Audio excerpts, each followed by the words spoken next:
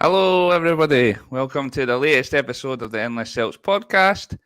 Plenty to talk about tonight with ContraVARsy.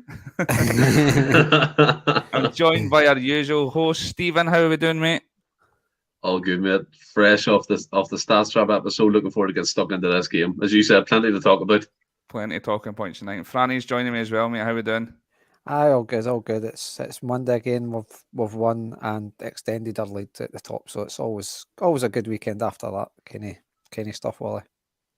Happy days. Just got a few comments. Evening, Jed. Phil, how we doing? Ryan Kelly, how we doing, mate? And Brian Hanlon, nice to see you all tonight. Let's do the usual. Beer 52 still sponsoring us, guys. Get on it. Enjoy the beer. I've still got heartburn for the weekend, so I'm off the beer for a week. So next week, but get tucked in about it because I enjoyed it when we did. Super 6, Mr. Thanks, Francis Carty is back on top by a point. James Bowie's still up there in the mix, and Sean Ross, they're the usual suspects. Kevin Hampsey and Jamie Latimer are rounding up the top 5. So come on to fuck, guys. Can't even Franny on it, man. I'm actually sick of coming on and saying Franny's top. It's depressing. It is depressing. Right. It's not right. Aye, let's get right into it. There's more drama at the weekend than there was in a Christmas episode of EastEnders, man. It was nuts. ContraVARsy, as we say. The first weekend that VAR was introduced into Scottish football, and before it was introduced, everybody was going to say it. Everybody was already calling it a shambles, and depending on your interpretation, the Saturday they were right or wrong. So let's get stuck into the game. Lots of talking points, like I said. Very impressed by Joe Hart. Made 2 really good saves early on. One for Cammy Devlin and the second from Snodgrass, which I thought was a great save. I think Snodgrass probably should have scored. The reason I talk about that, one, he's been getting stick recently. I think it's right to give him praise when he's doing well. But from the second save, we actually countered from that save and scored their first goal, which was Hatate again in that wee inside right position. I thought it was a carbon copy. I don't know about yours. The carbon copy of the St Johnstone goal where he's taking that inside right position. That Ralston came in, that was Haksabanovic against St Johnstone, but the exact same, we reverse pass in, plays a ball in, and our man James Forrest scores again. Stephen, when that goal went in, did you think, because I think Hearts had a wee bit of the play beforehand, did you think, yes, this is going to be another doing, or what did you expect to come? I had mixed feelings about the game, to be fair. The game from a neutral standpoint must have been fantastic to watch. It was an absolute roller coaster. And to see James Forrest pop up, that's 4 goals in his last 2 starts. So again, that's fantastic for him, getting over that 100-goal mark. Now he's got his 101st goal for Celtic, and you're 100% right in terms of Hatate being in that inside right position, because Haksabanovic, we're used to seeing him now pop up there and kind of link the play, but his ball to Ralston, and Ralston with the cutback, so to speak, into Joe Hart, into James Forrest, but it was deflected. He was in the right position and tapped into the net with his head. And in terms of what you're saying there, that I think was going to be another doing, it was a strange one, because I think it's right to point out the Hearts actually played us really well in terms of their press. They were getting in and about us, and we were finding it difficult to break them down the points of that game, especially with their wingers being high up on our fullbacks, and it kind of curtailed the likes of Burnaby and Ralston moving into different positions. So they nullified that threat. Another doing might have been a far-fetched kind of thing. I thought, regardless if we got ahead, it would still be a tough game. I said it previously in the podcast, Hearts have done well in their own right in the previous season, getting into European football. Obviously a bit indifferent this season under Robbie Neilson with the European football and not playing on a Thursday or on a Sunday. So that's a hard time to get used to. But yeah, overall, the James Forrest, I'm just glad he's scoring. I'm happy for him. Do you know what I mean? Like, McGranda, he's buzzing that he's back in the team and he's scoring goals and stuff. Whether or not he's going to start all the games or come on as an impact sub, who really knows going forward? But for now, he's scoring goals. What more can you say about the man? That's exactly what I was going to come on to next as well, Franny. So what did you think of the first goal, firstly? And Forrest is making a claim to play. We've got a few big games coming up next. We've got Shakhtar and then Livy away, I believe. More big games, and he's taking a claim for that right wing, is he not? I mean, technically, can't really do any more. Like Stephen said, it's 4 goals in his last 2 league games. So on that type of thing, he's got to say what more can he do. But it was a good goal. Yeah, Joe Hart makes a good save and we break away. Forrest kind of was involved in the start of it and stuff, and you see that we reverse pass. Ralston, who I didn't think particularly had a great game, but he's gambled, he's made that run. Wasn't probably the best cutback, but he gets a deflection. James Forrest is just right place at the right time and just pops it in. And Hearts, I feel, did start the game well, but from there, when we scored that, I thought that might have knocked the stuffing out of them a bit. But it clearly didn't. And what a game, like Stephen said, for the neutrals must have been brilliant. But for the old ticker, it wasn't great. But James Forrest, he's proven a lot of guys wrong and stuff. Like, I think me and yourself and even Ross have been quite consistent and said that we don't believe he'll play every game. It'd be silly to suggest that, but we still believe they had a big part to play within Celtic, whether that be in the dressing room, his experience and things like that. I know Stephen wasn't so keen, but I think he's shown it, and that obviously the 4 goals are only got to boost his confidence, and it gives you that extra option. If he doesn't start the next couple of games, if he comes on, he should be fully confident in. But I know I'm going to score. I know I'm in good form. The goals aren't necessarily like the Hearts one. It's not necessarily luck, but he's found his cell in a nice position to get the break of the ball, and he's just been there to react it. So he's staking a claim for the position, William, and it can only be good for it's not only that. It's not only that as well. I mean, you look at the 4 goals and 2 starts for James Forrest.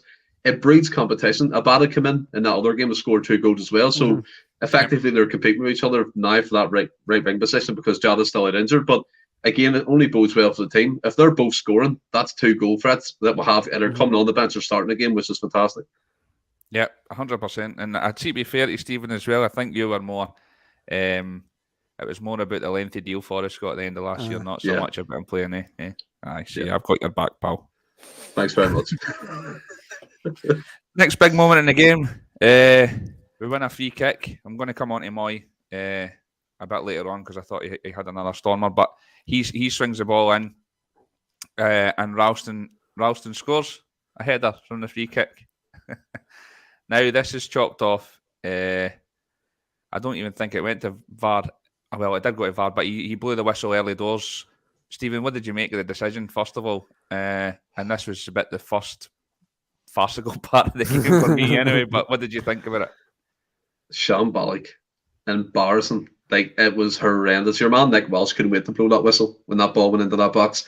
And I know the commentators were trying to say there was a foul by Yakimakis, but he was jostling for position with 2 centre halves. He didn't push them. He didn't tug them. He didn't make them have to move or anything at all like that. One of their centre halves fell by losing his footing. Ralston was onside. Diving header, cracking goal. And you're always told about this VAR. You're meant to play until the phase of play is finished instead of the referee blowing the whistle. And then they go back and check the actual scene and see what the crack is with then. But Nick Wells blew the whistle. It went to VAR. Absolute, my God, by the way, your man McLean or whoever it was in that studio, shambles. And you know what annoyed me as well? They weren't even showing you what they were looking at like they do in other leagues. They don't put the stills up. They don't show you what's going on or see what they're trying to actually figure out if there was a push or if there was a foul. There was no clarification around it at all. That for me was just embarrassing. It was embarrassing. The game was live on TV. It was like a circus. That VAR is shambolic, Willie. And the fact the goal got disallowed, I know people have already said conspiracies, we're moaning, we're making up excuses. But effectively, when you drill into it, VAR, and I don't want to steal their thunder, but they denied us 2 goals that were just, well, a penalty kick, which probably could have been a goal, 1 goal and a penalty kick, a shambolic performance, Pat, for the first outing on TV. Yeah, it was a bit. Franny, I'm the same thinking as Stephen. We're going to come on to obviously the penalty decision not long after it, which in that instance, the foul, whatever happens, but play continues and then it comes back. Why is Walsh blowing the whistle so quickly there? Why is they not letting that phase of play out and then coming back to VAR? Well, I suppose maybe to play that devil's advocate, Willie, it's all new to them, the system. They are learning on the job. VR was meant to come in after the World Cup, but they've brought it forward. So if you want to maybe try and defend the ref, maybe it was just natural instinct. He's thought he's seen a foul, so he's blown for it. So you could maybe cut him some slack, but you would think they've got one of the top referees for the first televised game. Do you think you'd put one of like your best, if not one of the best in charge, and would know how the system works, just to let it play out? Because like you say, you're correcting what you're saying. Well, I understand the rules because he's blue for a foul. VAR can't get involved. But what I thought was quite embarrassing was VAR were kind of getting involved because they stopped the game for about a minute, and then you see him talking to VAR in his earpiece, and you're like, and the commentators are trying saying, "Oh, maybe he's looking for offside, or is it the foul?" And it's like, even they didn't know that they're not on the rules. So it's like you're actually showing that you didn't know how VAR's meant to work. Because you blew for a foul, VAR shouldn't get involved, but VAR's obviously trying to get involved, and you've only got to imagine what Stephen McLean or the boy McLean, whatever his name is in the studio saying, going, it's no offside, or it's no foul. Oh, by the way, I'm not actually meant to be involved in this because you blew for a foul. So regardless if I think it should be a goal, we can't actually do it. And I just think, I always thought VAR was going to show up how poor our referees were, and it did at the weekend. Like, it really did. Oh, shambles. Sure did. Shambles. Somebody put a fan on or opened the door or something? Is that just me? You farting, Stephen? No, there's no noise. Like Ryan Kelly says, I'm the same.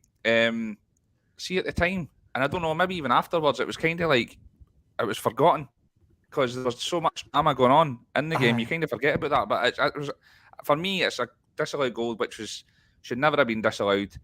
I understand people saying afterwards the whistle had went, so like they've had to stop the game. So, but if you let it go on, then I reckon the goal probably would have stood. But if that's a foul, Big GG, if that's a foul, there's 100 fouls in every single football match on planet Earth. But do you know the thing is, Willie, as well? No, do you know the thing is, like, VAR is brought in to let them phases of play out. It's almost Nick Welch went in his head, oh shit, Celtic can score from this, blow it quickly so they can't get involved. He relied too much on VAR to kind of fall back on that game. He was totally relying on it. And the times he should have went to the monitor and looked at stuff, he didn't. He relied on what they were saying, and you don't even see it on the big screen. And most of the grounds in the SPFL don't have big screens, which again is going to add to the confusion of what's going on during the actual game. The whole thing was an absolute shambles. VAR, implemented correctly, is meant to let phases of play out, and then once the ball's out of play or the goal's being conceded, they look at a decision, they look at it properly, and then they can evaluate what's actually happened. Nick Walsh fucked up big time. Because like, obviously we're sitting at home watching the game, not got a clue what they're looking for. At the game, if we've not got a clue in our home, what chances the fans got, the paying customer at the end of the day, got to know what's happening? And I actually think the big screens at Hearts have said they were checking for a possible goal, and it's like, VAR shouldn't be getting involved here. You're blue for a foul. It's embarrassing, man. Yeah, it was. I mean, everybody's coming in here, saying Egyptian King. I'm the exact same. Took years off me as well. I didn't ken what was going on. Loads of comments saying it was a shambles too, and we're only just beginning. So, what to say about Moyes ball in as well though for the goal that wasn't a goal. He was superb again. Right, next event was obviously the penalty. Now I've seen afterwards. For me, when it first happened, I was like, "That's a Stonewall penalty." There's obviously been plenty of debate since that. Was it Devlin coming into the box? I think so. Yeah. Studs showing, and it was actually a foul. It should have been a foul the other way. Now, I don't mind the way VAR went about this situation. He didn't think it was a foul. I think his position, he probably should have seen, for me, a foul in there straight away, but it's the standard of refereeing, obviously. But I don't mind to let it continue on, then they've come back and looked at it, and then he's given it. What was your thoughts on it, Stephen? Because I know there's been a lot of debate about this, and like I say, at first thought, I was like, it's definitely a foul, definitely a penalty. But there's been a bit of narrative where people are saying that it was more Devlin was studs up and it was just a matter. Or did you think it was just two guys stretching for the ball? Devlin's got there first, CCV's fouled him. I mean, just first of all, it's funny how the first time he let the play out for VAR, it actually worked, and it worked well. Let's be fair about that. It was probably one of the only times where it worked properly during that game. For me, it's a penalty kick. If that's the Celtic player running the box, we're screaming for it all day long. And again, side note, probably a bit controversial here. I would take Cammy Devlin at Celtic any day of the week. I just think he's tenacious. He gets stuck in. I don't know what it is about him. Get some random This week SPL on SPL watch. No, I just think I just think after stats drop SPL watch. Who can we sign? he definitely gets stuck in, and I like that about a player. Not saying he was started. He just has that kind of attitude that I like. But yeah, it's a stumble penalty kick. I know even there's a debate around studs and stuff like that, but again, it's two players going for the ball at the exact same time. Motions will carry you, depending on what way you're going for the ball. He got there first. CCV took him out. It's a penalty kick. I don't really see why there's a complaint about it, to be fair. Yeah, you can obviously see the argument that studs a wee bit of dangerous play, but again, it's the way they're going for the ball. There's no malice from any of the players. They're trying to win that ball. No one gets injured from it. The VAR gets it right. It was a penalty kick, and I think that's fair enough in that instance. Yeah, penalty, definitely. Yeah, I agree. Fanny, what were you thinking? It's a penalty straight off the bat. It's like the most penalty you'll ever see. It's the absolute definition of a penalty. But for me, I'm like you. Well, I thought the referee needs to call it straight away. I thought he should have called it straight away. But like you say, he's got the benefit of VAR. If he is undecided, then he's done the right thing by letting it play on and dealing with going back to it when they can. But for me, it was the amount. It must have taken about 2 minutes for them then to go, you need to go and look at the monitor. I'm like, how did... And then he's had about 5 or 6 looks at it, and I'm like, it's so obviously a penalty. How is it taking you this long to come to that decision? But I suppose maybe that's the teething problems I've got to be dealing with. And now, early doors, I didn't see how you take that long to get that a penalty. For me, I understand folks saying I didn't really understand the folks saying studs up, because for me, it's just two folks stretching for the ball. Yeah. Whoever gets there first knows they're getting the decision they want. And it was just it was simple as that. Two guys just desperate to get to that ball first, knowing they're not caring where that ball goes after it, because they know they're getting wiped out. And for me, Stonewall penalty, I just didn't get how it takes so long to decide that. Yeah, I'm in agreement. In the chat, as was there was some difference of opinion with the GG with the Ralston goal as well. There were some people saying that they thought it was a foul. Interesting. The same with this penalty. There's some people saying no, it wasn't a penalty. And I know we had a bit, well, not us personally, but there was a couple of boys had a debate in the group chat as well the weekend about if it was a penalty or not. I personally think two guys that went for the ball and CCV's half a second later, and it's a penalty. So Shankland put the penalty away, 1 each. Then the most baffling situation in the whole game for me, Forrest cuts in for the left and tries to flick it through, and there's a handball decision. I'm going to come to Franny on this one first, because Stephen, I think you might need to calm down a wee bit. You're right. What did you think of that decision, and how is, from my understanding, it's obviously McLean was in the back, so if Walsh hasn't seen it, which I don't like, he's fucking standing 5 yards for it. If he's not seen it, then that's McLean's job to say, you need to have a look at this again, and he's not even had him have a look. What was your thoughts on the decision first of all, and like the moments after it? Why is it not getting looked at again, and all the rest of it? I mean, the decision's baffling. I know some folk are trying to say Forrest flicked the ball up to him and stuff, but I just think Forrest has tried to flick the ball through. The boy Smith is turned away. In a way, it looks like he's not made his body bigger because he's turned away, but essentially he's doing a movement and turning and stopped the ball with his hands. So essentially, he has made his body bigger and stopped the ball. And like, his reaction tells you everything you need to know. Everything you need to know is like the whole pod the breath, puff the cheeks out in the hand. Like, he's almost tried to chop his arm off as if it wasn't there. It's like he's hiding it that bad. You're like, you know, by players' reactions, what's actually happened. That if you're a wee bit of doubt, I know you shouldn't give a penalty based on doubt, but that's what VAR's there for. Like, that boy Smith knows he's gave away a penalty.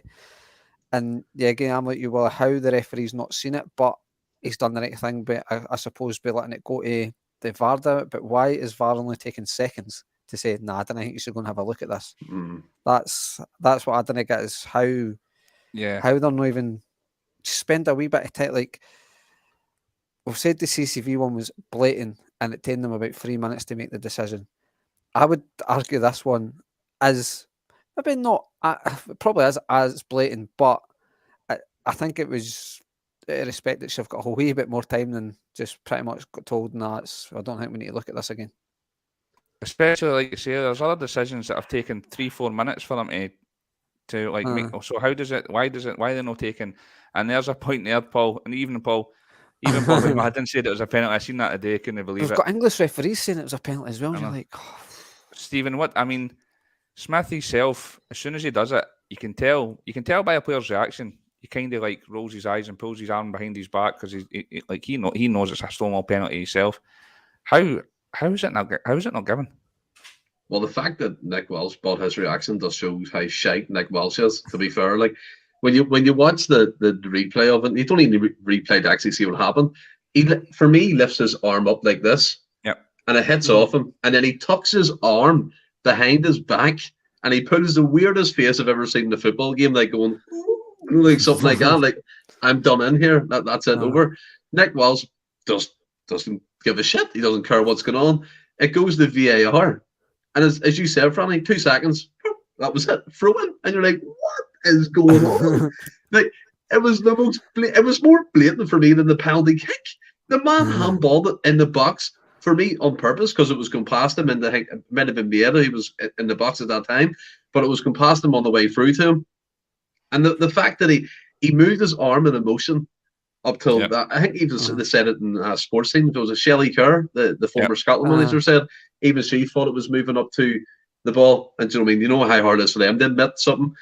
It was a blatant penalty kick, and the fact that VAR didn't take more than at least 30 seconds to look at that was embarrassing again. It's almost like they're winning the game, or if they're going to win the game, don't give them anything. It's like that type of attitude.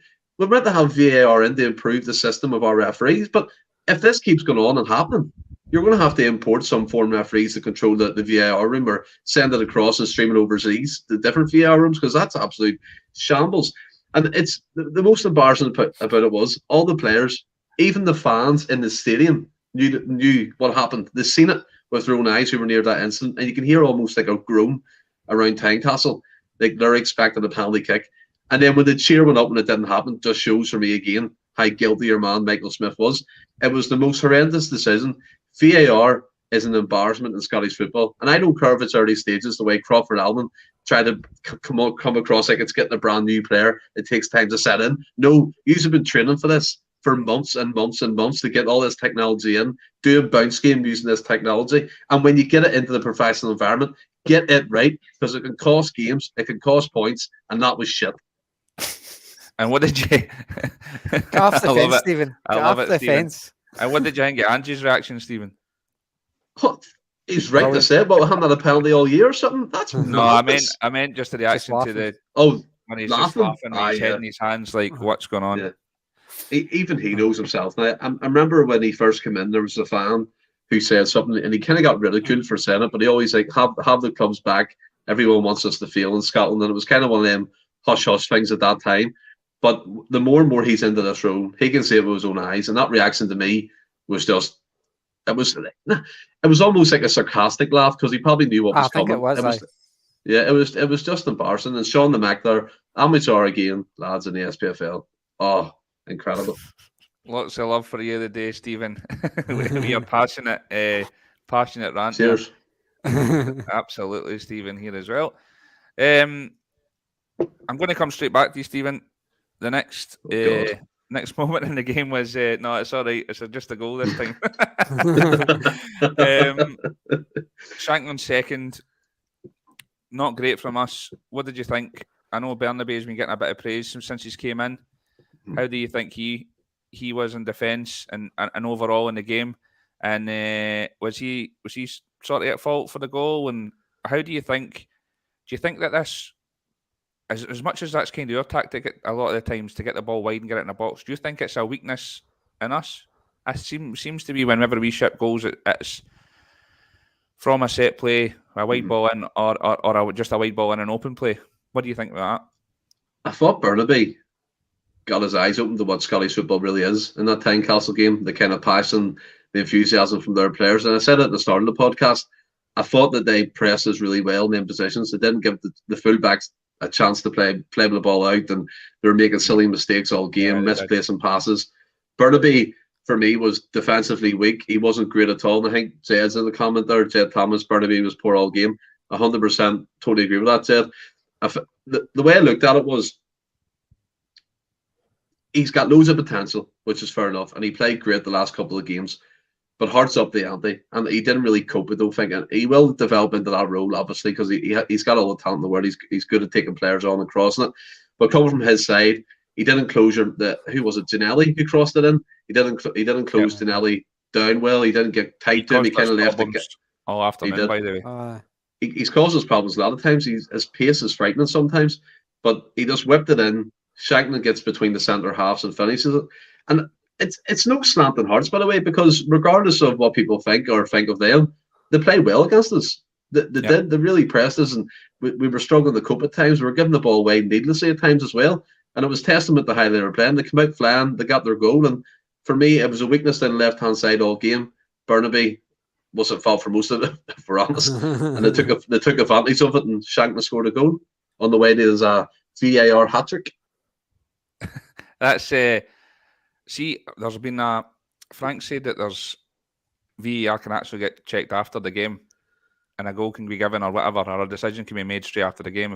And Monty says that he's dirty, but I'm pretty sure this has already happened. I'm pretty sure Man United last year. Did they not get a penalty? Or they got a penalty or got a penalty against them? They blew the final whistle, and then he checked VAR, and then they all come back on to take the penalty, and they won the game. So that is actually true. I remember that happening last year. A lot of people saying Bernabei didn't have the best of games. What did you think about the goals? Is there anything we could have done to stop it, Franny? And what did you think about Bernabei? I thought it had a poor guy, like Steve said. He's been playing well recently and stuff, and maybe Ange was chucking him in against Hearts. I mean, I was going to say probably should have started Taylor, but if you go back to Friday's podcast, I started Bernabei, so I've been talking dozens. And maybe Ange just thought, well, I know what I can get for Taylor. I'll see how Bernabei can cope in this fixture. Possibly, but probably a bit of simple attitude to look at it. But I don't think he actually dealt with the occasion very well. He was caught out of position a lot high up the park. I think it showed that, not that I think there's any doubt, but it showed why Taylor's in more often than not now. But I think you probably could stop the cross going in, because I think Bernabei King's caught the park. Like I said, Ginnelly did catch him, like ran him ragged all day, absolutely all day with his pace and stuff. And I suppose with that pace, if you're on it, you'll probably give most defenders a hard time. And Shankland he's a goal scorer. He just loves sticking the ball in net. Could Jens have maybe got in there and nicked it in front? I would say it's maybe a good movement for Shankland. I think you've got to try and do your best to stop the cross. And sometimes once the cross comes in, as we'll go on to be similar with Giakoumakis, once the cross comes in, it's sometimes the striker's his movements, that's just too good. But I think you've got to try and stop the cross at source, and then it's obviously annoying. Yep. I agree. I don't think he had the best of games, but he has been fantastic since he's came in. The Beach Boys were saying to give him a break, and he's coming into a new life. Listen, we've been praising him for weeks, but he didn't have a great game. We're just commenting on the game, and he wasn't great. Danielle says that both fullbacks weren't great. I agree with that.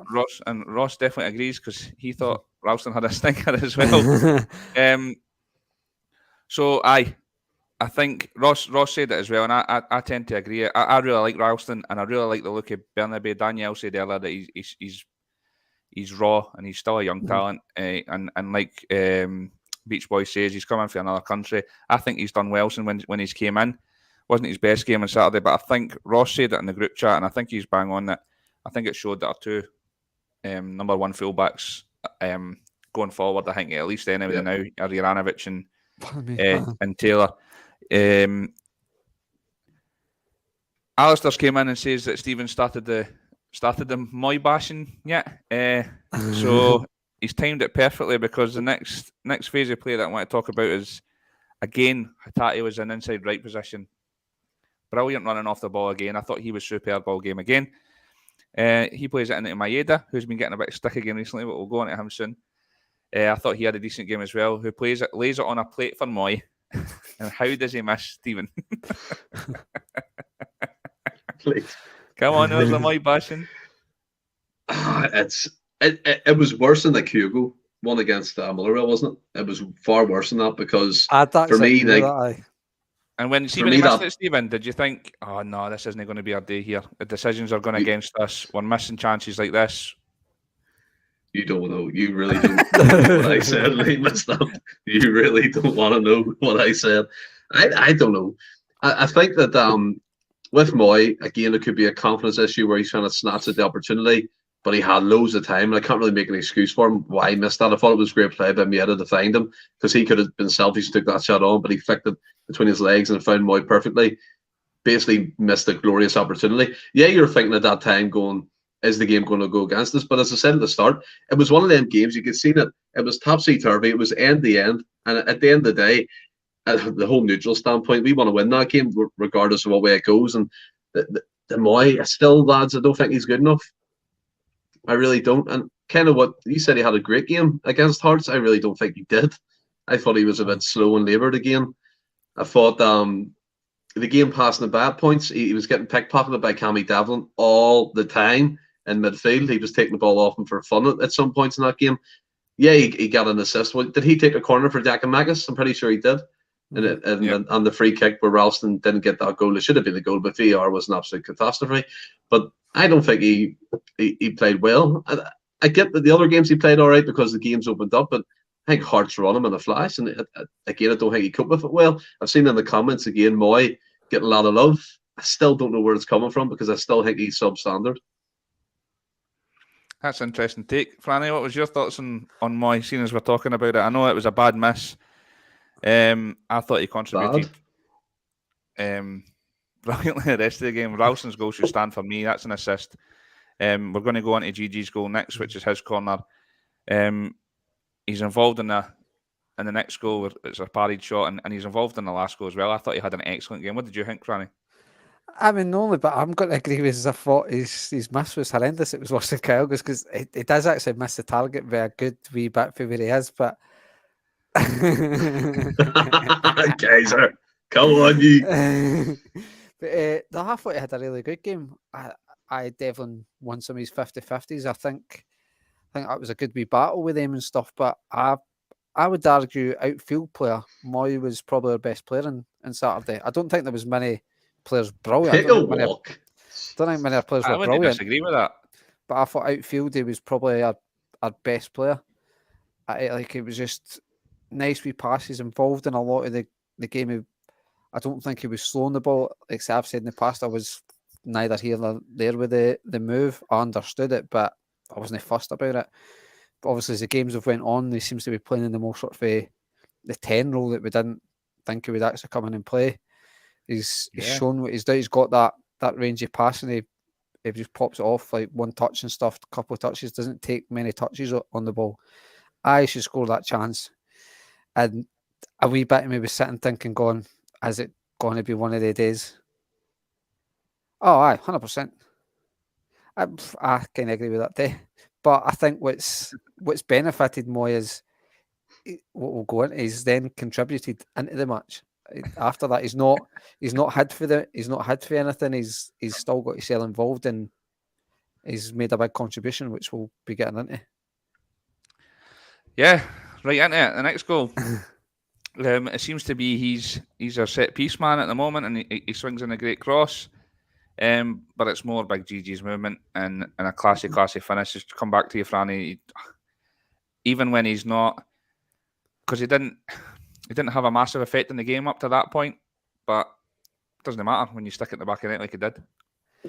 I don't think he had a brilliant game, but I think it was maybe some. It was like the guy's huge, and I just think he bounces guys off him at sometimes, and there are no fouls, but the referee gives fouls because guys are just come flying and things like that. But the cross in and then the movement, like it's it's great movement. But it's poor defending for Hearts because you can't give Giakoumakis that sort of header for that space. Nah, definitely no. But like, it's an absolute great header, and so soon after going down 2-1, it was the perfect sort of response, and just kind of got the fans going. You just seen it. I thought it was actually got to deck. I think it's Ralston or something, because you see he misses a couple of Celtic players and he's ready to celebrate, and Ralston goes to grab him and he shoves him away, and that. And I'm like, oh, the big man's feeling it tonight. The big man's feeling it. He's on it, and it's just like, I think it was. I can't remember who shared it in our chat. I think, but it was the stats, man. The stat. Like, I think he's got something like 21 goals and 22 games. 24 starts. 24 starts. It's madness, and I think your man in that stats drop says he scores 71% of the times he starts, which is just mental. Unbelievable. I I think I've actually got that. Kyogo's sitting at 56% of the game he plays, which is still good. Which is still really good. It's still good. You said that because I took a note of it today. Stephen, got to come to you about Big GG and his goal and what you made of it. But so he's had 44 games, but he's only had 20 starts. He's got 24 goals in that time. All the way around. So his minutes per goal is 86. So he's a goal per game. It's an unbelievable record, isn't it? Oh, he's incredible. Like, obviously, I mean, we all kind of jumped on a wee bit. Maybe me more than most when he missed that penalty way back against Livingston. We were absolutely raging. But he's took it by. He's took it by the horns. Even when Kyogo was out injured, he guided us to that league championship. Without him, I don't think would have got as many goals and been so comfortable in the end.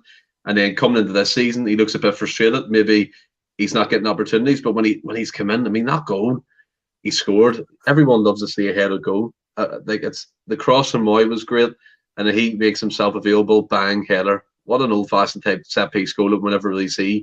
Exactly, Kaiser. We never really see from a Celtic point of view. Just kind of old-fashioned into the box, bang, header, strength, conviction. You love it.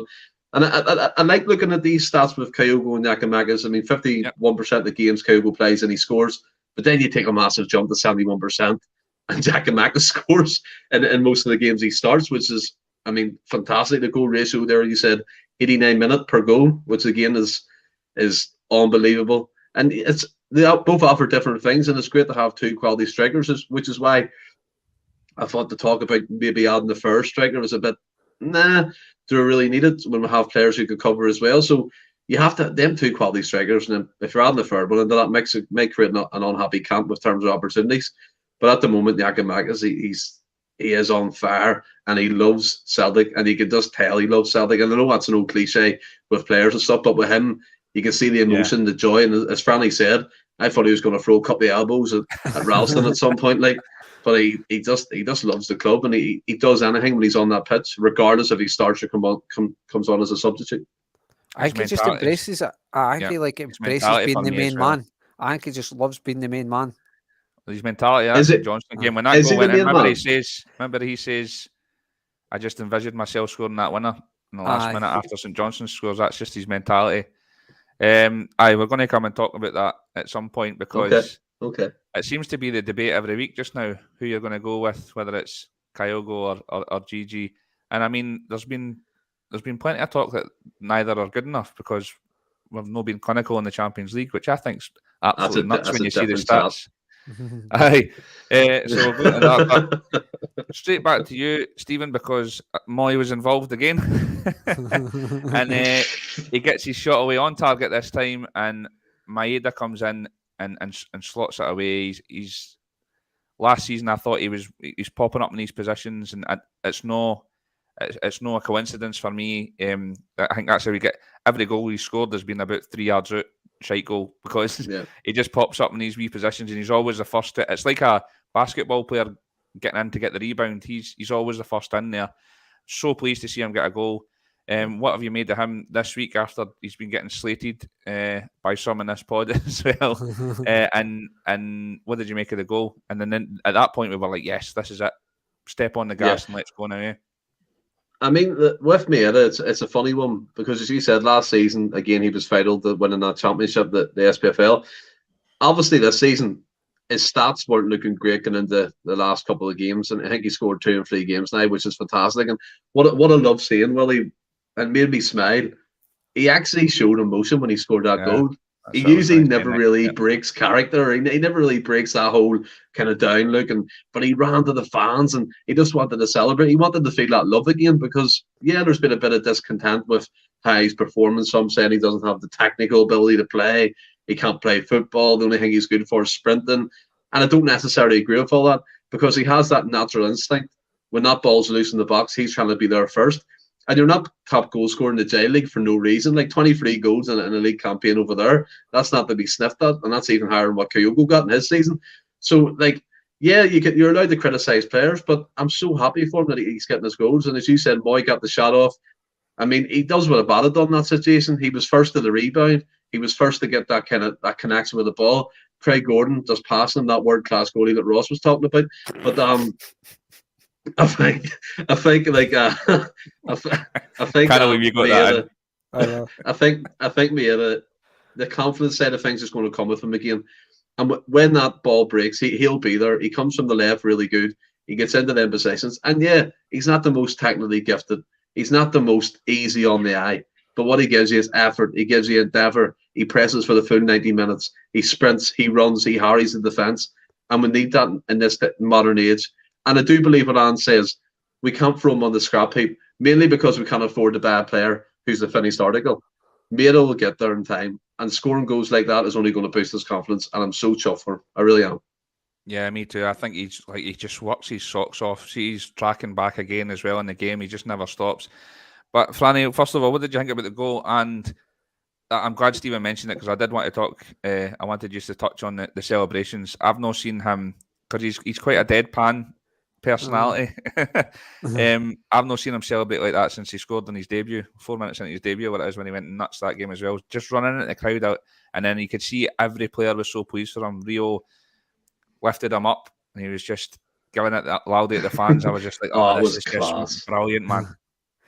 It was good. Like Moy, like obviously minutes before that has missed a glaring chance. So it would have been easy thing for Moy to do in that position is try and play a pass, but he takes a shot on it. It's not great. Craig Gordon really needs to do better there. It should do better. But Maeda obviously off the back of his goal the previous week is obviously a bit of confidence and gets himself in that position. He's kind of not lurking for the scraps because you see it's his pace gets him in there, but he's in a position where he can take advantage yet. And I think in previous weeks when he wasn't really playing up to wasn't playing as well, he wasn't really getting in the positions. Or if he was, he kind of snatched a wee bit at the one on Saturday, but it just for me wasn't getting in the positions to miss them, if that's the right thing to say. But I just showed the confidence at that goal against, was it Hibs? I think he scored against, wasn't it? Parkhead. Yeah. To get it going. I think he's just debut goal, yeah. And then he's just obviously it's given him confidence to then be in that position. He's got the goal. At the time it's an important goal because it puts you in the lead, and like you say, he's running into the crowd and just totally embraces it. And I think a bit of that will show that. I mean, not that the fans are going to push him away, although some did to Stephen Welsh a couple of weeks ago, so you never know with our fans.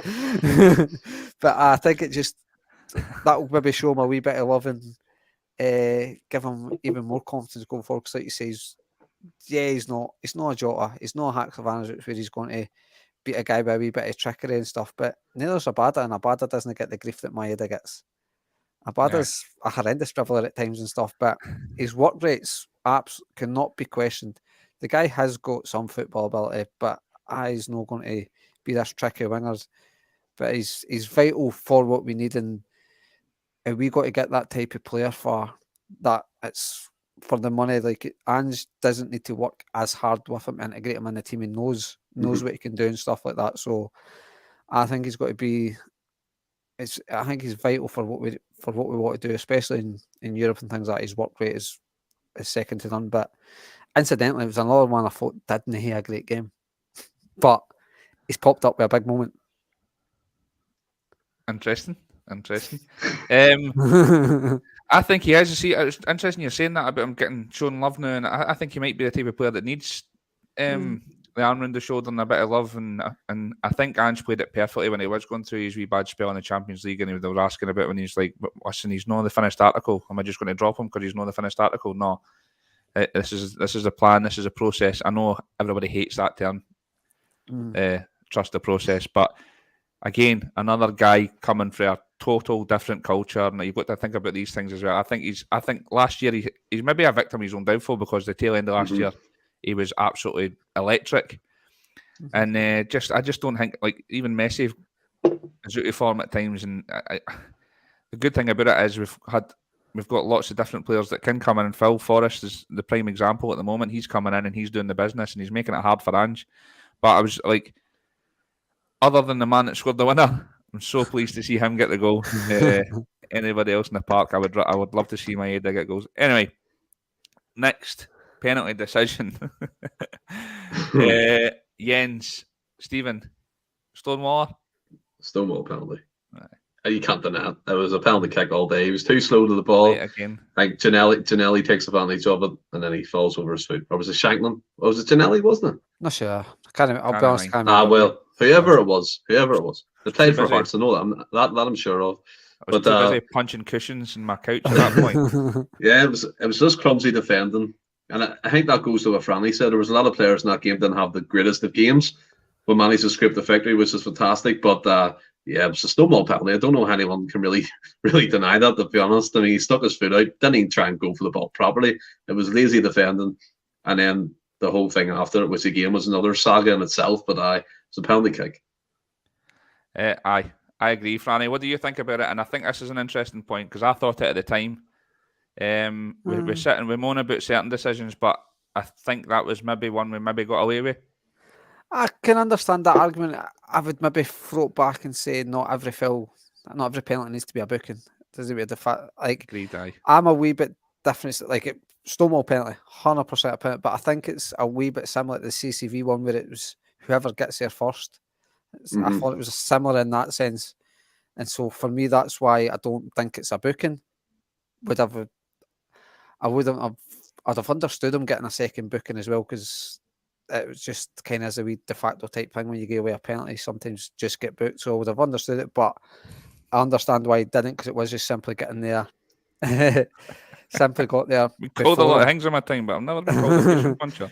And the whole carry on after it with encroaching, it's a weird one, because obviously Joe Hart saves it. Then I think it was like Janelli that scored after encroaching.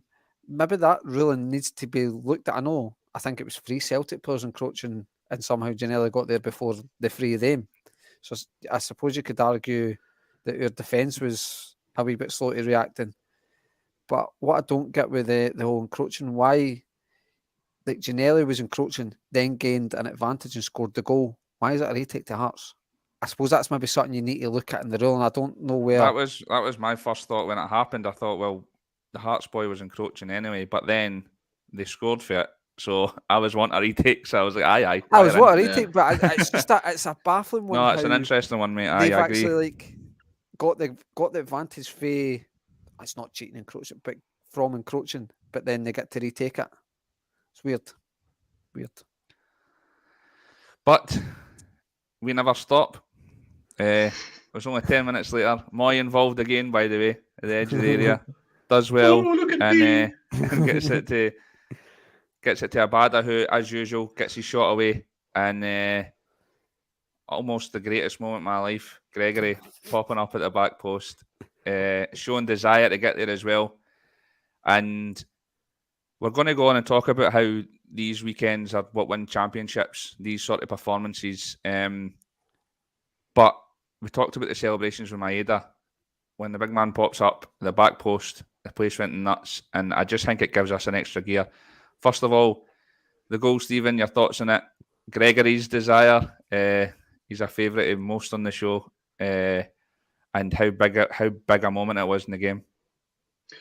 I think you nailed it there. These games win championships. Whether it's an ugly win or one of these entertaining 4-3 games that Postecoglou loves with a bit of ContraVARsy in the middle of it.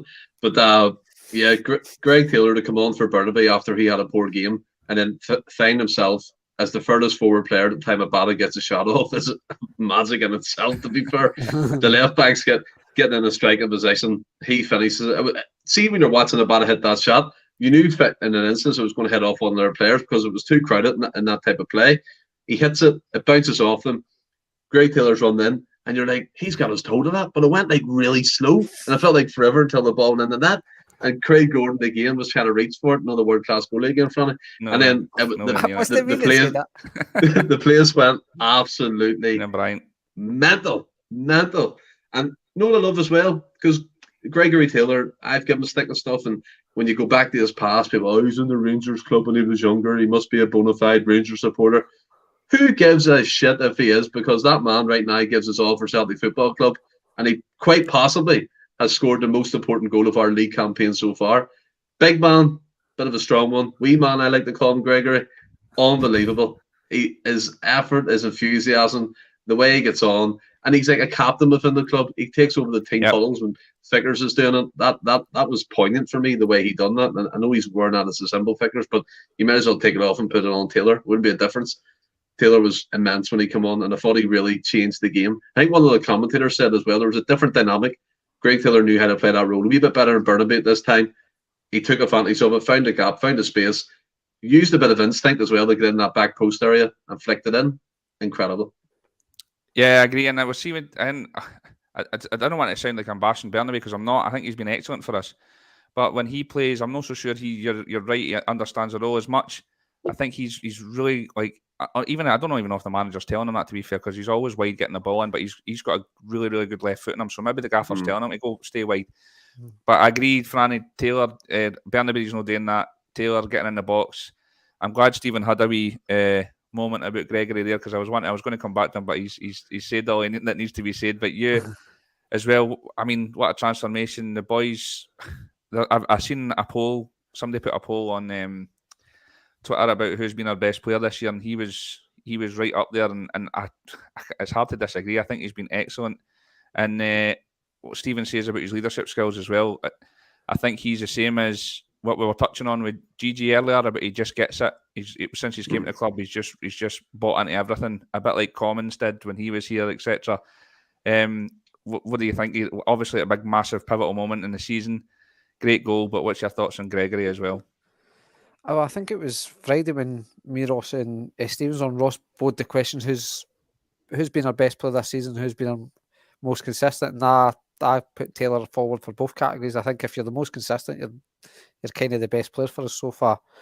And as I've said countless times, I was never a massive Greg Taylor fan. I was one of the ones that he's Greg Taylor for Kilmarnock. It was that's who I looked at, a bit ignorant. Stephen might try and deny he was a bit like that, but we all know that. I know it was 100%. But he's like any Celtic fan. If you're bashing a player and they prove you wrong, then great. At the end of the day, great, because it means Celtic's playing brilliant. It means that guy's been brilliant. And the last 18 months at Greg Taylor has been absolutely ridiculous. The transformation. I mean, just the ways total flipped the support. Like, obviously, guys like you and Ross have always been in the Greg Taylor camp and stuff. Always maybe more looking at it logically, going, he's no Kieran Tierney. He never was got to be Kieran Tierney, whereas maybe me and Stephen are going, come on, we've went for Kieran Tierney to Greg Taylor and stuff. But I thought it was, at first I thought it was Haksabanovic that got the touch, because it was just more down to the position at the time. Because it was, and then I kind of didn't celebrate the goal, because I just burst a wee bit. Me burst out laughing when I noticed it was Greg Taylor, because I was like, I could just imagine Willie and Ross right now. That's all I kept thinking about. I just kind of laughed when it went out, because I was like, they two will be absolutely gone mental just because of who it is. Obviously, gone mental because we've got the goal, but just then realising it's him, then you just see him then the way, like, his celebration, typical defender, doesn't know how to celebrate or anything like that. And then I don't know if you've seen the bit of the game, obviously, where somebody goes up to the crowd and he had to get chucked up about 4 times to do it. And I thought that was class from him. It's just, he obviously isn't quite comfy in the limelight, but eventually just was like, oh, I need to do it. And all the fans were buzzing. And it was like, could he be a future captain? Potentially. A lot of that, I think it depends on Callum McGregor, how long he sticks around for. But he's definitely a vice captain without the armband, I think. I think so. You seen it in the game where CCV was first captain, and it was Taylor in the huddle doing I think it was clear to see that he was the one giving it big licks. Strangelove, we were talking about that at the start. Big Heart had a great game. That was massive, and we scored straight for it, so we didn't miss it. But the next point as well, Franny, I'll come back to you. As bad as offside goal. Now, our group chat was going nuts, and everybody was saying he's miles onside. I personally thought he was offside to start off with, but it's again. It seems like it's not being looked at, and it's just fobbed off straight away. And Sky didn't even show replays of it was just a strange one, wasn't it? At first I thought it was. At first I thought it was tight. Then the more I see it, I'm like, he is offside. And apparently, there has been things on Twitter showing that he is offside. But apparently it's down to the broadcasters to show the lines. So why are the broadcasters not? I'm not saying it's any conspiracy or something, but just weird the viewing custom in a sense. It just shows the lines and proves to us that it's offside. Personally, I think it is offside, but it was just another one where it's how VAR seemed to look at it so quick. I mean, the Shankland second goal, which was a cutback, so can it be offside? Like Shankland's second goal, Janelli cuts it back, so they can't be offside. And they spent about 2 minutes trying to prove that it was onside. And you're like, you didn't need the lines there, mate. The ball got cut back the way, so you can't be offside. Whereas again, a Badders one, it was seconds, and we're like, oh, that's offside. Like, go just shows. I mean, personally, I do think it was offside, but go just shows. Just put everything to bed. Like, Stephen, like you said, like, I mean, in the English Premier League last year, they had it up and drawn the lines and all the rest of it. I mean, I'm not so sure we need all that, but a quick replay to show us it was a bit of a strange one, and that's a massive point in the game because that puts the game to bed for us. And if the goal's not given, it's still a nervy finish. What did you think? Did you think it was offside first of all, and what did you think about the whole scenario coming around VAR again? I mean, this is the confusion. In the leagues like the Bundesliga and the EPL, you kind of feel like you're in the VAR room with them when they're making them decisions because you see what they're doing on the screen, what they're moving, the stills they're looking at, the lines they're drawing, and all that type of thing. If it's a fingernail, a toe, an E, whatever. It was just, the whole thing's confusion. The whole VAR situation in Scotland is just pure confusion. No one has an idea what's going on. No one knows how to control this product, and it just looks shambolic. I think Abada probably is offside, which is fair enough. Won the game. Won't really talk about it that much, but it does. The more frustrating thing for me is just the whole confusion side of things and how bad it actually looks, because you're expecting like when that break of play's happening, you're expecting the screen to go on split screen. You can see what they're looking at, while the kind of footage the referees on the pitch at the VAR monitor are doing this with his ear. 100% not that, because it's just shambles. I don't know what's going on. It's almost like we've got a couple of screens here. We'll talk to each other. We'll come up with a load of shite. We'll just go with it. That's what it's like. Do you know what I mean? The bumped and blown about this product coming in. They had to release it early because they were so excited to get it on. And yeah, I'd be interested in seeing that as well. They were so excited in getting it on, getting it out to the TV screens and getting all the monitors to the clubs and 6 extra cameras, blah, blah, blah. But yeah, the confusion side of things has to be ironed out really quickly. Otherwise, you can see it going the opposite way. Clubs get fed up, stop funding VAR, and then it has to go. So, I mean, there has to be a middle ground here where the supporter isn't in the dark, the supporter can see what's happening, and then that kind of rules out us talking about why was that handball not given, why was that penalty kick not given, why was Ralston's goal disallowed, because then you can hear their explanations. Whether you agree with it or not, fair enough, but there has to be a feed, like a drop-down type of thing with Sky or whoever's playing the game, where they tell you 5 minutes later, confirmation from the VAR room, goal was ruled out because the knee was offside. But you don't even get that. You get nothing. It's basically like watching the game again, but Nick Walsh going like this half the time. It's madness. I think the thing with it is as well, though, I mean, for me, it's no VAR's fault. VAR's there to help the referees. It still shows it's just incompetency for the referees, and we still get these talking points because we're still doing it now. And even though VAR's there, it's there to help, but we still get these situations that we're talking about because it's still subjective and it's still somebody's opinion on what's just happened. So we'll still always have that. But I mean, didn't get off to a great start. Let's face it. But saying that, I'm going to come right back to you, Stephen, because I've got a feeling there's got to be at least a 5-minute rant coming for you here. There's a lot of pundits, Sutton and Hartson, two to name, said that we beat Hearts and VAR and referees. Now, I mean, there's this stigma that us as Celtic fans are paranoid. Do you think that's fair after that display? Or do you think Hartson and Sutton have got a case here and we're not paranoid? And I know there's a lot of pretty, what's the word I'm looking for? A lot of, turn it to Ross there. There's a lot of like proper opinions about like how it's blatant cheating. I think that might be quite harsh. What's your thoughts on all that, Stephen? And do you think that paranoia's that's not the case and that's clear to see now? Like even with the backup, the complacency with the referees is still clear to see. Well, I think you have to take what they say seriously to an extent, because they're ex-players who played up here, and we've seen the trouble that Chris Sutton got into that time when he accused of Dunfermline laying down to Rangers.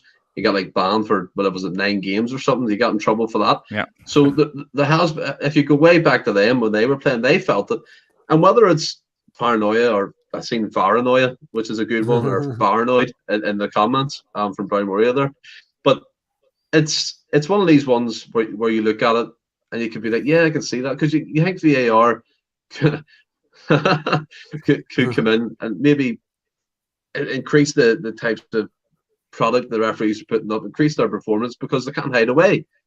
But now they've got a product where they can hide behind it, like Nick Welsh, and it's incredible that, again, go back to, you can't hear what Stephen McLean, who's in the operating room, saying to him, or you can't hear the final outcome, because you just have to take his whistle as the final thing, and that's it. Then you have to move on, which isn't transparency. There's none of it. We were told the product was going to be in place after the World Cup. It's been brought forward. Crawford Allen was bumming and blowing like it's getting a new player, blah, blah, blah. He was excited about it. It's fell on its arse the first weekend.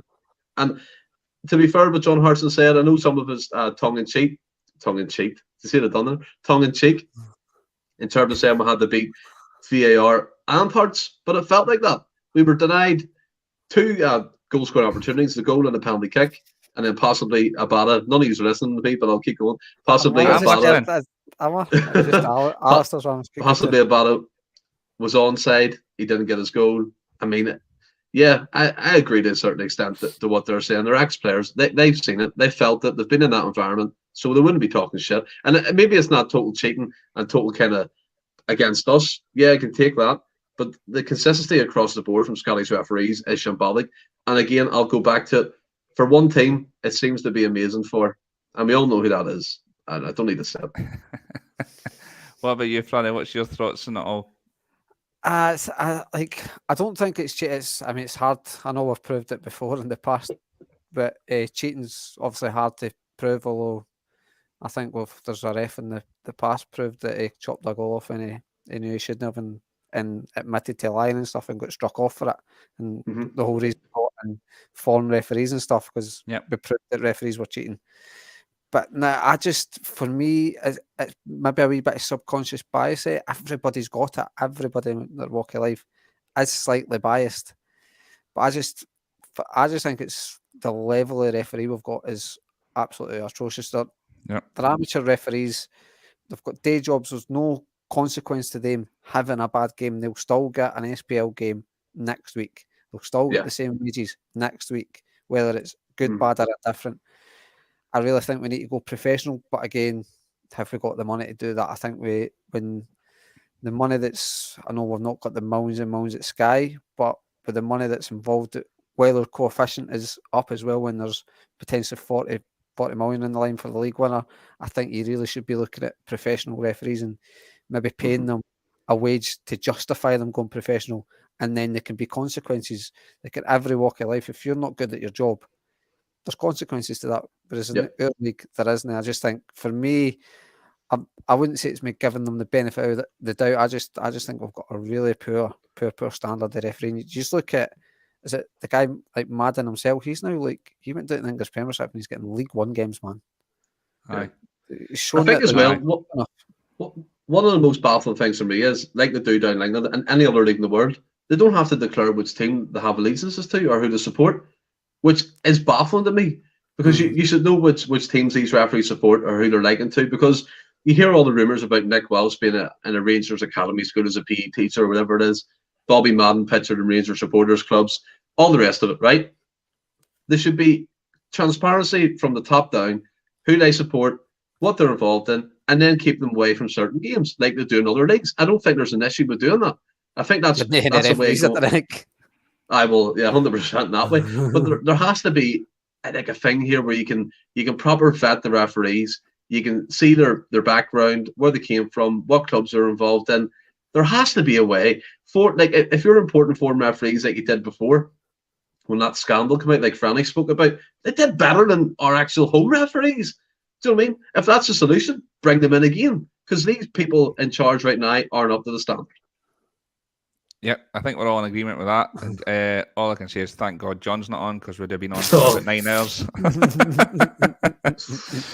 But moving on, it was a massive, massive afternoon. If you're of a different persuasion, you'd have been looking at our game at 2-1 and 3-2. Oh no, 2 each and 3 each. Thinking, we're going to gain points, and only a matter of hours later, you're actually falling further behind.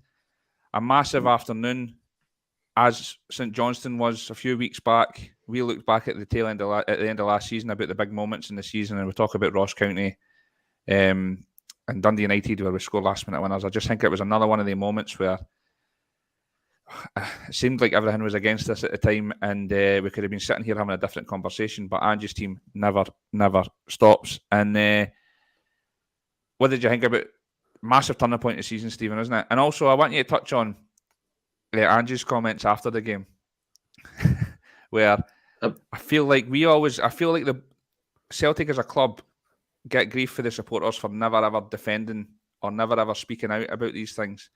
And I think Ange does it in a way, he does it in a certain way that he doesn't come across as like aggressive, or if Neil Lennon did it, for example, but he comes across in a cheeky way, and he like his quote was, I keep hearing we get given everything. The only penalties we've scored this year are in training. He's calling that out. So first of all, massive turning point in the season, great weekend. And what do you feel about Ange and how he just defends the club? I think it's a massive turning point, because I was expecting Livingston to go to Ibrox and get pumped about 6 or 7, because I obviously seen the whole David Martindale incident earlier in the season where he's going, it's Scott Arfield, and he scores goals like that, and he's an incredible player, kissing ass and all that stuff. But fair play to him. He turned up at Ibrox with a game plan. Nubili, who I really like, by the way, SPFL watch. He's good at holding up the play, and he scored a good goal. I think he tortured their defenders all game. And then you go further into it. They got their goal in the 3rd minute. It took Rangers to the 90th minute. By the way, everyone's saying it was a cracking finish by Lundstrom. It was a deflection. I don't know what they're looking at. It deflected off somebody. Cracking finish by Lundstrom. No problem, BBC. But yeah, if they didn't get their player sent off, which was a red card in my opinion, they would have held on and got that win. But again, unfortunate turn of events, Rangers get the point. We get the 3 points. We're 4 points ahead. And as you said, games like what we won against Hearts of Tynecastle, Greg Taylor gave us the winning goal, will eventually lead us, hopefully, touch wood, to another championship, because these are final moments in the season that we'll look back on in our end of the season review. And we'll talk about this game.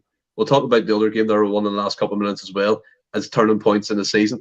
And I just hope Shelby keep the momentum up. I know we got a wee bit ahead during the season, 5 points, and then we drop points. I hope that scenario doesn't kick in again. And you see the funny things, Gio must stay, Gio must stay. It's all been a banter. I do love seeing that. In terms of Postecoglou as well, like, he defends the club, as you said, in a way that journalists don't know how to handle, in a way they don't know what to kind of retaliate back with, because if it was Neil Lennon, they know how to antagonise him, get a reaction, and then there's their headline for the next day in the newspaper, where Postecoglou can kind of keep his counsel. And I've seen people say the board needs to call us out, and I agree. If this continues with VAR, there needs to be a statement by the Celtic board, kind of be what's going on here. look at these results, look at these incidents. Why was this not given? So we as a support base get clarification. But Postecoglou with that thing, aimed it personally at Robbie Nielsen, because all he ever says is we get decisions for us all the time. And he comes out and says the only penalties we get and we score is in training. Incredible, and it's true.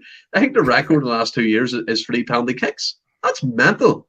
And there was someone said it in the chat earlier on, saying that we're the most attacking team, but yet the least penalties. And I totally agree. That's mental as well. That's the statistic in its own. How we not get more penalties with being in the box more?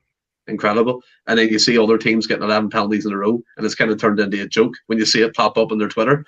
Penalty to Rangers, all that type of stuff. So yeah, Postecoglou, he does it his own way. Journalists still haven't nailed him down yet. He keeps coming back, and yeah, do you know something? I want to address this right now. I've seen people ask about his cough, and I've seen comments about this cough, and it's worrying me. Being like, is he sick? It's only, but I don't know. If probably just for the shouting and that. Yeah, if it's just part of his gimmick and all that, but he does it well. The journalists don't know how to handle him. And he said today as well, did you see that wee snippet from Fox News when they were asking him again about leaving Celtic? And he said that's not on his mindset at the moment. And he kind of squashed all the rumours about leaving for down south. And it took him a while to do it, but he's finally done it. And he wants to sell Celtic Football Club. And I love the guy. He's incredible. He is. I mean, I love the fact that he's always really humble with things, and he's not disrespectful. He says these things and they come across tongue in cheek, but he is having a go. I just love the way he comes out with these things. But Franny, turning point this weekend, what did you think about Angie's comments? And also, we're not clinical enough 4 weeks ago. That's 14 in 3 games. I know it's how the mindset can change after a couple of games. It's just mental. It's, I suppose, not clinical 1 week and 6 goals against Hibs and four the next game. It's the thickness of a football fan, I guess. we just like to. It's what we do. But it was right to call out. It was right to call out. No, but that's just how we just totally flip it like that. It's mad just what we do as football fans. Some are more more calculated, I would say, like guys like Ross and Willie and things are more calculated, where I would say me and you, Stephen, are a wee bit, we've got a wee bit, he'd like jump in, he'd first in that at times, man. It's quite embarrassing sometimes. But by the way, Ross will love that. Ross loves up on that. Postecoglou cracker. Brilliant Beach Boys. But I mean, it is obviously that cliche thing when you get a narrow 4-3 victory, a hard-fought victory, then your rivals at home to a team that they predominantly have decent results at Ibrox, and then they go and then drop points. So it is obviously a moment. If we win the league, you'll look back and go, well, this was a big moment in the league and stuff. So it's like Stephen says, as long as you can keep that, it's only a big moment if you keep that momentum up until the World Cup. There's plenty of games in October and start November before we stop up. So if we can just domestically and obviously in Europe just keep this run going, do I think Rangers will drop point up without knowing their games? I'm not too sure, but if we're doing our bit, it's then putting the pressure on them. I don't know if some of the fixtures we might be playing before them and things like that, so it then adds that bit of pressure on. So it's one of the ones you just need to keep putting the pressure on where you can, and hopefully they have wee slip-ups like Saturday, ones that you don't expect, and like say go at the end of the season you look at and go, that was a big moment in the season. But Postecoglou is, like you have said, he's an intelligent man. He's called out the penalties without calling the penalties out. It's a roundabout way of saying, oh, we didn't get penalties. Just look at the day we should have had one, but we didn't get it. But he's an intelligent way of saying it, where like Neil Lennon, we all know, stuck up for Celtic. Like it would always do it. It was the way he said it, and like Stephen said, he always gave them the headlines. It gave the media exactly what they want. Where Postecoglou, they're now talking about his cough. That's how much he's got them on toast. They're now talking about a cough that he's got. So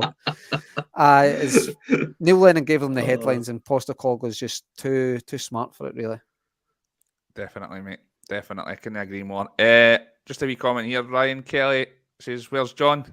I know, mate. He's had a few personal issues at the moment, so he's just taking a wee time out. We all love him in the pod, and I'm sure he'll be back soon. So give him all your love on Twitter and all the rest of it, because he's still on there. If Far keeps up this way, he'll be back soon enough. If Far keeps this way, he'll be back ranting soon enough. He's still arguing with everybody on social media, so get on there and show him some love.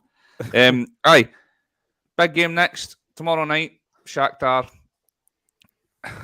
I feel like people are talking about like it's just a dead rubber and there's nothing to play for, but there is still something to play for me. We've still got to go out and try and win that.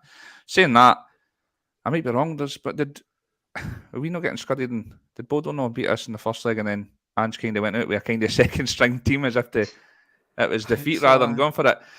Even though I didn't see that in Ange, but big game. We're not clinical enough, but we're scoring goals for fun again. Stephen, how do you think it'll go? And what sort of decisions do you think he's got to make in this side? I think there's quite a lot. Usually usually you can name the first 11, but I think there's loads of positions where he could really go with one or the other. Obviously, the big one's Gigi Kyogo. Is Forrest going to get a start? Is O'Reilly still at number 6? What's your thoughts on the game? What's your thoughts on what the team will be? And what do you think? Do you think we can finally get some points on the board? I think using that clinical argument is a bit naive in European football. Well, you know this is a different kettle of fish, so don't pretend because we're scoring goals in the SPFL and Cup domestic competitions that we're going to go out and scalp Shakhtar. I think as well. Yeah, that's a good one. Rodri just shaking the burn of it. But the game for me, commenting on Friday, man. The game from you compared Moyes and Modric. Compared them. No, I never compared them. I said it reminds me of just how he picks, finds himself in places and just the passing they plays. Well, yeah, but the game for me, Willie, as you said, I hope it's not like a half-hearted effort like we did against Bodo Glimt in the second leg, kind of admitting defeat. I don't see that happening, because while we have that slim chance of if miracles of results happen, we can still get third place, which is still hinks out of our reach because of our kind of disastrous European form at the moment. It's a game we have to go into, and for me, for a bit of pride, we have to win it. There's no ifs, smuts, or maybes about this. We'll have to win the. We'll have to win the game. We'll have to compete. We'll have to take our chances. I'm fed up saying this going into Europe. We have to take our chances when we're given to them. Shakhtar scored with 5 shots on target, 4 goals against RB Leipzig. That's how clinical we have to be at this level. Celtic need to be at that. And let's not underestimate Shakhtar like we all did before, including myself. They drew with Real Madrid. That's no mean feat. They got a result. They were ahead in that game for most of it. And I think Real Madrid with Rudiger scored in the last minute or something, which is incredible. They could have pulled off a fantastic win. So it's not going to be a pushover. I think they'll let us have the ball more with their style of play, playing on the counter, which they're very effective at, with your man Modric on the left-hand side. Your man Modric on the left-hand side, who again, I believe, will end up at a top European side because he's electric, he's really good. And then you have to take into account their other players as well. It's a game we have to win, Willie. We have to get 3 points. We can't finish on 1. That's a disaster. And I think for the lineup for myself, I just said there might be a bit of conundrums here, but I'm going to go Joe Hart, Juranovic, Carter Vickers, James Taylor, O'Reilly, Hatate, Haksabanovic in the 10, James Forrest on the right, Giakoumakis through the middle, and Maeda on the left. Now you're probably questioning me here. No, I understand that now because you put Maeda in and Forrest. I kind of get that. Yeah. So Haksabanovic can be that luxury type player who free roams behind. And you notice I'm leaving Moya 100% leaving him out every day of the week. 100%. I just think for European level he's far too slow and laboured. Even for domestic competitions, he looks like that most of the time. But yeah, it's a game we have to win. I'm going to say right now 2-1 Celtic. Franny, what's your thoughts? We've obviously been clinical. What's the lineup? I'm interested to hear the lineup because I do think there's going to be a few big decisions to be made. And do you think, like Stephen, like Shakhtar are no mugs? Because if you take that first game in isolation, we should have not just beat them, we should have pumped them away from home.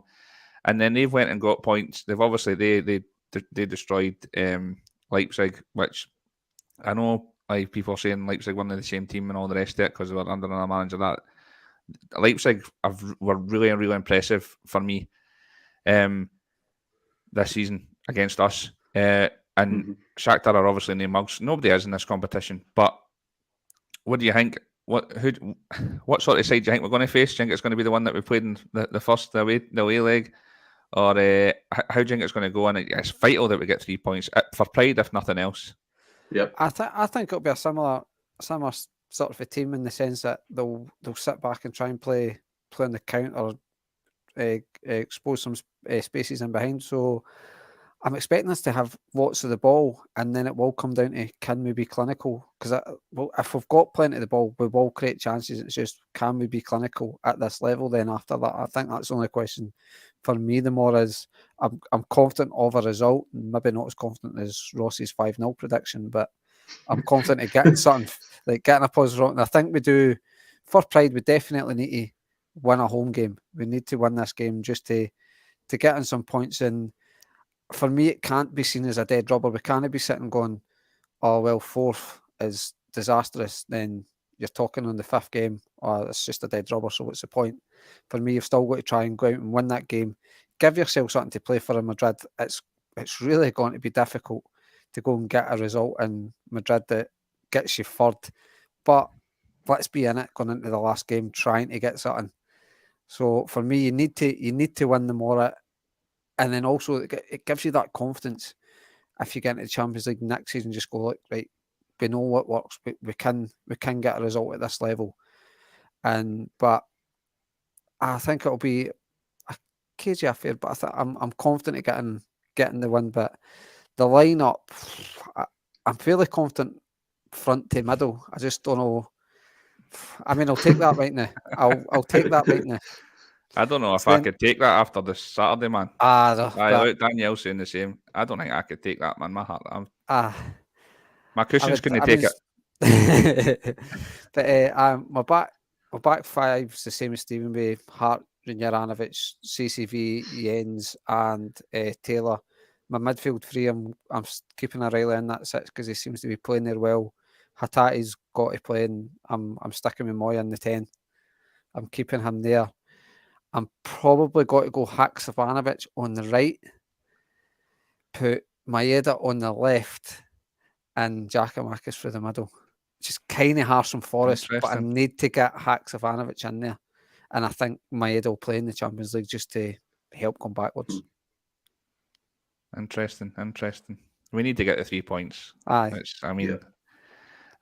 To get rid of this fucking home game run stigma nonsense as well. Just to get rid of the negativity. So, need to, and hopefully the place will be rocking. We know the place will be rocking. Hopefully we go out and we're as clinical as we have shown in the last 3. This is a good point by Strangelove. I would do the same thing. Try and nullify that. Hopefully we get the win. I think we'll get the win. I think we'll score goals. 3-1. I'll go. Come on, hoops. Yeah. Right. An hour and a half for a Monday show's no right. She's got the Friday shows that go on for like 8 days. No, the Monday show, but there was loads and loads of talking points tonight. So thanks for sticking with us, guys. We really appreciate it, and thanks for all the comments. Beer 52. Get involved. Get stuck into that. For a £5, you're getting all that beer. Honestly, it was really, really, really good. I had it all in one night, which is not good. But Super 6, get involved. We need to get Franny off the top because I'm sick of hearing him at the top. And don't forget to do it. People keep forgetting to do it, and that's how he's top, because he's got an alarm set every day for it just to make sure he gets it. Reminders. We didn't get reminders to check that I've done it. We didn't get to touch on Jota. Jota has been called up for the provisional. I've seen a few people commenting the provisional Portugal squad, which is massive. Hopefully he makes it all the way. Don't think he'll be getting in that first 11, but I'll hate to buy a Portugal top and support them along with others. Franny will be getting on the fancy tops. He loves a fit top. Mm-hmm. Who are you supporting in the World Cup, Franny? I really didn't. I'm considering Brazil because I'm toying with a wee Neymar Brazil double. Neymar's flying in it. I know he's a wanker, but he's absolutely flying in it. I enjoyed that. boys. Really appreciate it. I'm pretty sure it's this week. Is it Friday? Jed's on. I think so. Aye. Friday, Jed's on. Junior takeover, Jed. Jed's in the comments all night. Looking forward to having Jed on. I love this format. I love the fact that we've got the guys coming on. Kaiser was brilliant, and it's superb. I can't wait to see Jed on. He's a good friend of most of the pod, so he's in the comments every night. Great lad. Looking forward to getting him on and getting his thoughts on hopefully a Shakhtar win, and looking forward to Livy. A Shakhtar win? Celtic win? Celtic win against Shakhtar. It's been a long night, man. Well, he's doing a wee Super 6 prediction. This is what I thought you were going to say, Franny, because I need to get one of their tops. You seen that top? That's nice. It's lovely. I've actually got one of the Venezia tops coming my way. You must earn too much, man. Looking forward to Jed on Friday. The boys will be on. Can't wait to see it. Looking ahead. All the rest of it. Hail, troops. It's been a long night talking about that VAR. Thanks again, Stephen. Did you enjoy that? 100%. Class. I like it when Stephen's not... Well, I love it. Stephen's our best host by a country mile, but I love it when he gets to have his fucking mad rants as a Some of the new folk wouldn't even Kenny's a host. Don't make me blush. Shut your hole, Franny. And that's the perfect way to end it, guys. Cheers to the Endless Celts. See ya. Hail.